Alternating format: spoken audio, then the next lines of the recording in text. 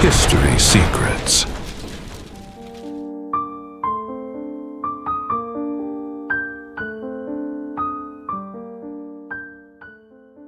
Meritocracy seems fair, but maybe it never was. And that's the hardest part to accept. Because throughout life, we are taught to believe the opposite. That talent, effort, and dedication determine success. That the best rise to the top. And that the system rewards those who deserve it. But what if this logic is incomplete? Or worse, distorted? To understand this, we need to go back in time. Long before modern universities. Long before rankings. Long before the idea of the best student. In the 17th century, in England, there was a conflict. It wasn't just political. It was spiritual.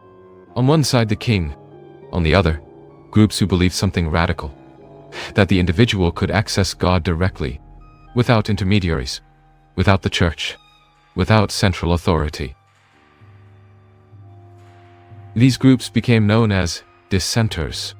And to resolve the conflict, a simple solution emerged. Send them away, to a distant place, a new territory, America. And that's where it all began. These groups carried a fundamental belief.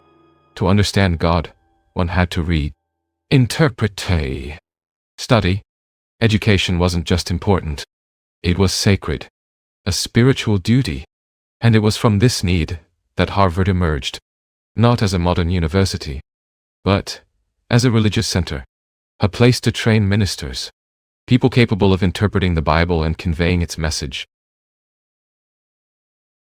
Over time, other institutions emerged, Yale, Princeton, and together they formed what we now know as the Ivy League. But something changed over the centuries. As the United States grew, it became less religious, and these institutions changed as well. They stopped being centers of spiritual formation and became social clubs, spaces where the elite gathered, where children of wealthy families built connections, formed alliances, and consolidated power. Learning was not the priority. Belonging was. Meanwhile, another system was growing in parallel. Public universities, created to train professionals, engineers, farmers, military personnel, people who would drive the economy. This model was functional, and for a long time, it worked well. Each type of institution had its role. But then something began to change. Science gained importance. Technology advanced. And new universities emerged with a different focus. Research, deep knowledge, scientific production. Institutions like the University of Chicago and Johns Hopkins began attracting the brightest minds, and that created a problem. Traditional universities, like Harvard, began to lose relevance because wealth didn't guarantee intelligence, and intelligence started concentrating elsewhere. If nothing was done, the center of power would shift, and Harvard couldn't allow that. So a strategy emerged. Attract the best students in the country, not just the wealthiest, but the brightest. And to do that, they created a system, a test, a way to identify talent at scale, the SAT. The idea seemed simple. Select the best based on performance. But that created a new problem. Children from traditional families began losing space, because now they were competing with highly capable students from different backgrounds, and Harvard needed to resolve this conflict. So a new solution emerged, more complex, more subjective, harder to question, a system that wasn't based only on grades, but on something called character. The concept of character sounds noble, but in practice, it completely changed the game. Because from that moment on, intelligence was no longer enough. High grades no longer guaranteed admission. Academic performance was no longer decisive. Something else began to be evaluated. Something less clear, less objective, and therefore more powerful. The system stopped being based only on numbers and became interpretative. Now, beyond grades, other things mattered. Extracurricular activities, letters of recommendation, personal history, and above all, how you presented yourself, who you seemed to be. This created a new type of evaluation, a subjective evaluation, where there is no single correct answer, and where the criteria are not fully revealed. You don't know exactly what is being analyzed, or why, and that's not a flaw of the system. It's a feature. Two ideas began to sustain this model. The first is secrecy. The university doesn't need to explain why it accepted you, or why it rejected you. It simply decides, and that's it. The second is discretion, meaning total freedom of choice. Even if you are the best student in the world, that guarantees nothing. If the institution doesn't want you, it simply doesn't want you, and it doesn't need to justify it. This kind of system completely changes the logic of meritocracy, because merit stops being measurable and becomes interpreted. It's not just about performance, but about fit, institutional interest, strategies. And here, a central question arises. What does the best student mean for these institutions? The answer is not obvious, and often has little direct relation to intelligence.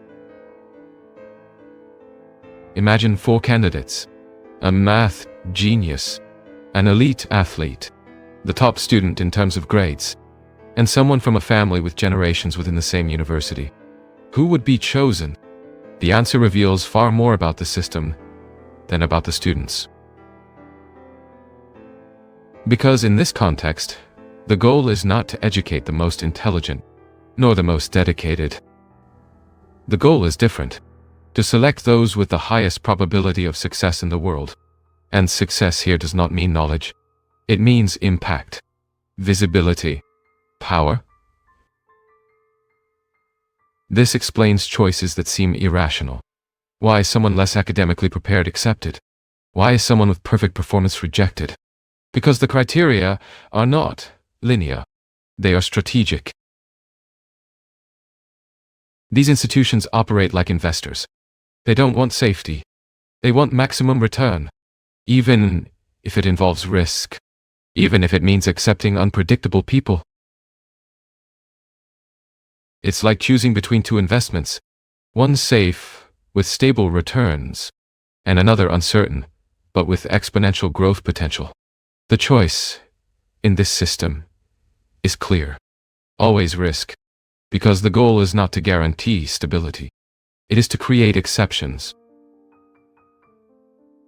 People who become references, who change industries, who stand out, who make the institution's name circulate around the world. And this explains something fundamental. These universities are not forming students. They are building reputation. And for that, they don't need everyone to succeed. They need a few, very few, but extremely visible, because those few define the image and sustain the prestige. Everyone else disappears, is not remembered, is not cited, does not enter the narrative. This creates a curious system, where failure is not a problem, as long as there are some extraordinary successes. And this leads us to an important conclusion. The system is not designed to be fair. It is designed to be effective, within a specific objective. But that objective is not necessarily human development, nor balance, nor well-being. It is something else, something closer to strategy, to positioning, to power. And it is at this point that meritocracy begins to reveal its contradiction. Because while it promises equal opportunity, it operates with criteria that are not transparent, nor universal, nor neutral. And then a new question arises. If the system selects based on potential, how is that potential recognized? What exactly are these institutions looking for? And why are certain profiles so valued? The answer lies less in results and more in psychology. When this model expands, it stops being an educational system. It becomes a logic of the world. What was once a selection criterion becomes a way of life. The same characteristics valued in universities begin to be required everywhere. At work, in business, in politics, even in personal relationships. The idea of meritocracy strengthens, but not as a simple principle, rather as a complex structure that rewards not only talent, but psychological intensity. And this creates a distortion, because the system is not just rewarding those who are capable, it is rewarding those who endure more pressure, who tolerate more insecurity, who keep going even when they should stop. These people rise, take leadership positions, make decisions, define directions, and without realizing it, they reproduce the same pattern that formed them. The world begins to reflect this logic. Increasingly competitive environments, ever higher expectations, and a constant feeling of insufficiency. Nothing ever seems enough. Never, because there is always someone better, faster, more productive, more successful. This generates a permanent tension, a kind of structural anxiety that does not depend on a specific situation, but on the system as a whole. And then, something deeper happens. Human value begins to be conditioned, not by who the person is, but by what they produce, what they achieve, what they demonstrate. This affects how people see themselves, and also how they see others. Relationships become influenced by performance. Comparisons become inevitable, and rest starts to feel like a mistake. Because within this logic, stopping means losing ground, and losing ground means losing value. This is the point where the system stops being merely selective and becomes formative. It doesn't just choose people, it shapes behaviors, defines priorities, and establishes what is considered success. But there is a cost that rarely appears in the metrics. It's not in rankings, nor in salaries, nor in statistics. It is in the internal experience, in the feeling of never being enough, in the difficulty of feeling satisfaction, in the constant need to prove something, even when there is nothing left to prove. And this raises a fundamental question. If the system generates extraordinary results, but also generates silent suffering, is it really working? Or does it only appear to work? Perhaps the problem is not the idea of merit, but the way it has been structured, the way it has been amplified, and the kind of behavior it has come to reward. Because over time, meritocracy stopped being just a principle and became a mechanism that selects, that shapes, and that replicates itself. And in doing so, it creates a cycle that is hard to break. Parents raise children within this logic. Schools reinforce it. Universities intensify it. And the world absorbs it. So the final question is not simple. It's not about rejecting or accepting the system, but about understanding it, seeing how it operates, and recognizing its consequences. Because in the end, we are not just forming successful people. We are defining the kind of humanity we want to build. Each historical discovery reveals new clues, but also raises new questions. Because when it comes to the past, there is always something we still do not understand. Because some secrets of history are still waiting to be revealed.